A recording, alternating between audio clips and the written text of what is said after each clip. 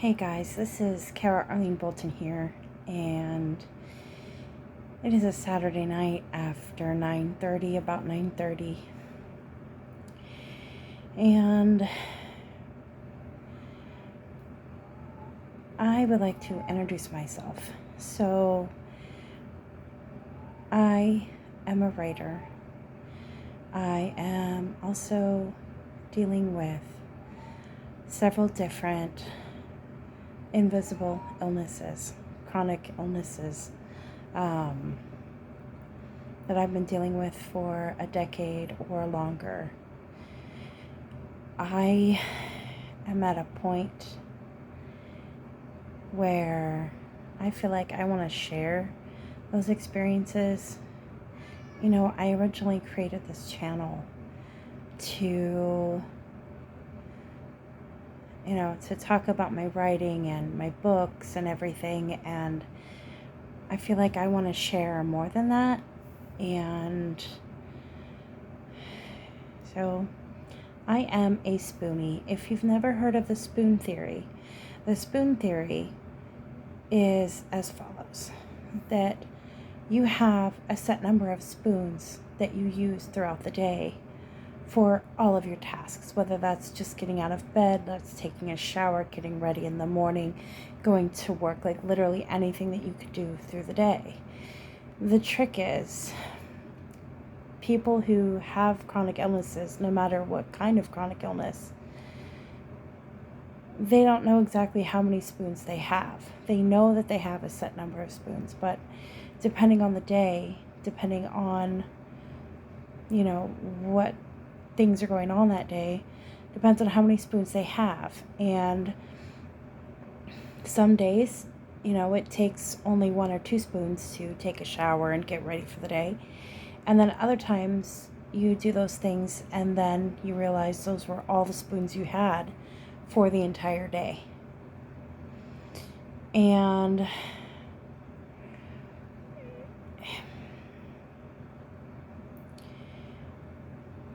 they say about 10% of people in the United States have what's considered an invisible illness. And that could be anything really, mental, such as maybe like bipolar, depression, chronic anxiety, different things like that. Or it could be more physical. It could be, in my case, I have OA, which is osteoarthritis. I have protruding discs in my back and my neck, which cause pain quite often. I have chronic migraines. And today, when I was at the grocery store, I managed to muster up the strength to run to the local Walmart. Now, the only Walmart in my town is the neighborhood grocery store, the small one. And in front of me in line today, there was a man talking with the female cashier. And they started talking about how that a lot of young people today, they have to have a safe space for this, or, they have anxiety, they can't come to work, or, they have depression and they can't come in, or they have this or that. And they were talking about how that people are too soft nowadays, and that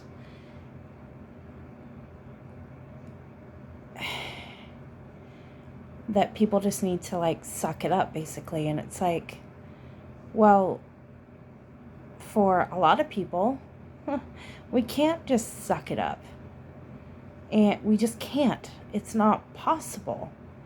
And sure, there are people that, use those as excuses to not want to do something. And in that case, I understand.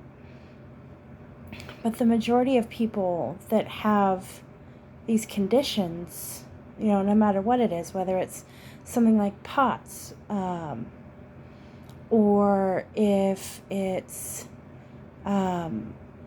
CFE, chronic fatigue syndrome, or if it's, or CFS, excuse me, or if it's, like a chronic pain condition, or if it's, PTSD, like no matter what it is, most of us that have these conditions struggle so much. And, I'm a millennial, and my generation talks about it a lot more than my parents' generation talks about it. My parents are on the late end of baby boomers. And, sometimes even my parents don't quite understand. Like they know that sometimes I struggle with a lot of my health issues, especially when more than one crop up at a time. But sometimes they still don't understand. And, unless you actually have some of these issues, even if you love somebody, that has these conditions, you don't really know. Like it's hard to grasp the situation. It's very difficult living in our bodies. I ended up calling out of work today because I'm dealing with day 6 of a migraine, and I have made the determination that tomorrow after church and after our church's celebration, our church is turning 150 years old, that I'm probably going to go to the ER because I need to get this migraine under control. And some people may ask, well, why didn't you go sooner, this or that? And it's like, I have a life to live, and I can't just stop and run to the ER every time. As much as I would love to be able to say, oh, I can just run to the ER, every day that I'm out of work, I lose money. I work at one of the largest store chains in the United States. And, my living situation right now is my sister is unable to work due to her conditions. And it's one of those things that, we are struggling to make ends meet. She has been fighting with doctors for almost 2 years now with her health conditions, and she's unable to work. And, I do the best that I can, and some days I have to take a rest day, essentially try to sleep off my migraine or, whatever health issue I'm dealing with, so that by the time, I need to go to the ER, I'm not going to be out for a week at a time. I can just take 1 day, maybe 2 off of work, and then that's perfect. I don't have to have a whole week off or longer if something chronic happens.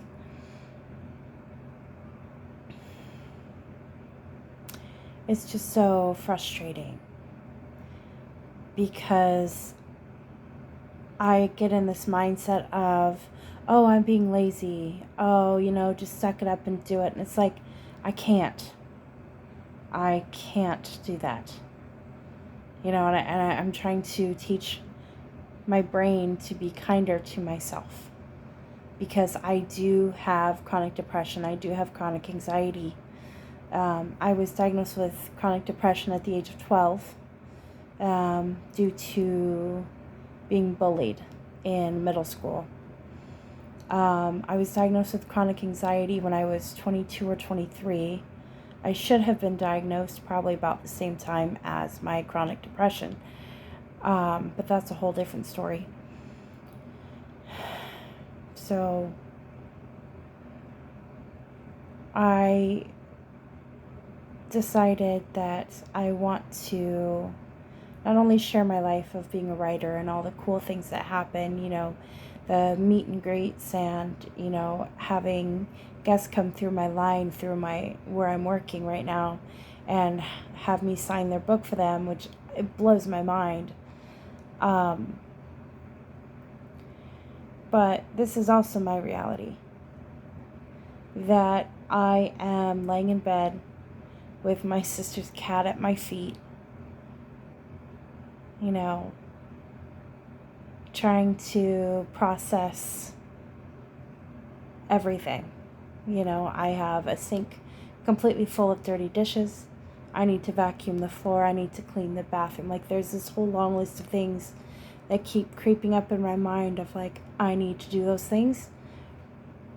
And then it's like, well, yes, they do need to get done. However, they can't be done at the expense of myself.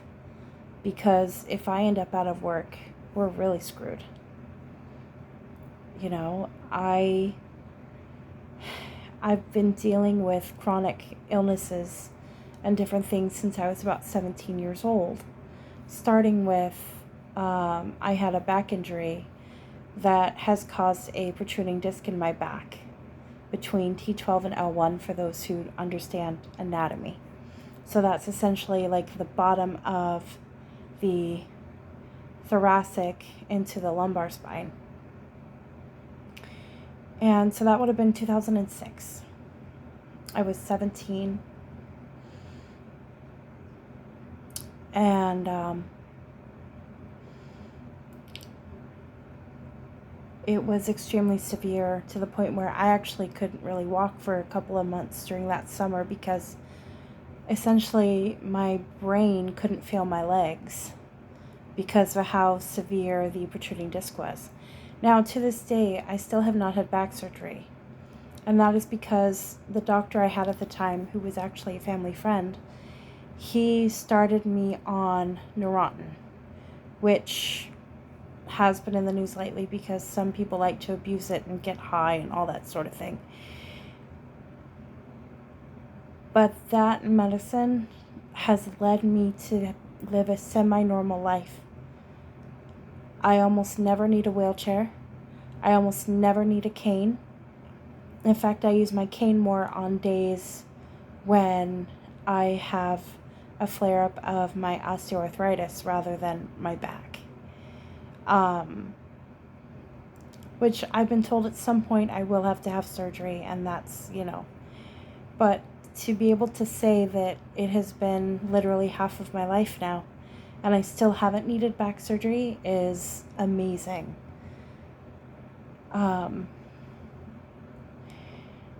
And so that is something I've struggled with for half my life. And then a couple years after that, I was diagnosed with chronic anxiety, generalized anxiety disorder. And so that has had its own challenges because anxiety disorders run in my family on my mom's side. My grandma had the absolute worst anxiety I'd ever seen out of anyone. And then my mom has really bad anxiety, although albeit not quite as bad. And then I'm noticing that, I have bad anxiety, which has been controlled greatly by medication. Again, something that's absolutely fantastic. It took several tries of medication. But, it worked. And then in the early part of 2015, I started having chronic, widespread body pain. It literally feels like every single thing in my body hurts, and that's very difficult to explain. It's like when you have the flu and you have the body aches, and think of like the worst body aches you've ever had, but it's still being worse than that.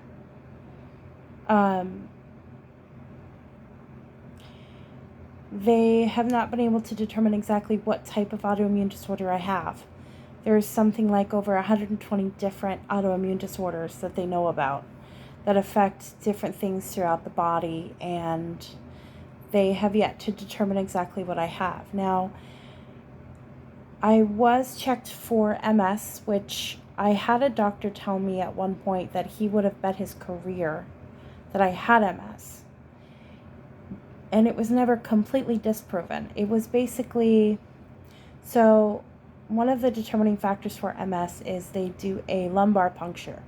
So they basically put you on a table and they take a large needle, essentially put it into your back, take out samples of the spinal fluid, and then they run that for different tests.